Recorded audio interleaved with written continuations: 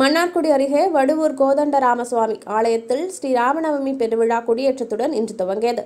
திருவாரூர் மாவட்டம் மன்னார்குடி அருகே வடுவூர் கோதண்டராமசுவாமி ஆலயத்தில் ஸ்ரீராமநவமி பெருவிழா கொடியேற்றத்துடன் துவங்கியது. இக்கோயிலில் சன்னதியின் முன்பு உள்ள கொடிமரத்தில் கருட சின்னம் வரையப்பட்டு கொடி பூஜை செய்து ஏற்றப்பட்டது. மங்கள பொருட்களை வைத்து தீட்சதர்கள் பூஜை செய்தனர். அப்பொழுது கோதண்டராமன் வில்லேந்திய திருக்கோலத்தில் பக்தர்களுக்கு அருள் பாலித்தார். கோயிலில் உலா வந்த ராமர் மண்டபத்தில் எழுந்தருளினார். அப்பொழுது சிறப்பு தீபாராதனையும் செய்யப்பட்டது. கொடியேற்றத்தை தொடர்ந்து தினமும் வெவ்வேறு வாகனத்தில் சுவாமி புறப்பாடு நடைபெற உள்ளது. வருகின்ற 29ஆம் தேதி கருட சேவையும், ஏப்ரல் 1ஆம் தேதி திருக்கல்யாண உற்சவமும், வருகின்ற ஏப்ரல் 3ஆம் தேதி தேரோட்டமும் நடத்தப்பட உள்ளது. அதனைத் தொடர்ந்து விடையாட்சி உற்சவம் தொடங்குகிறது.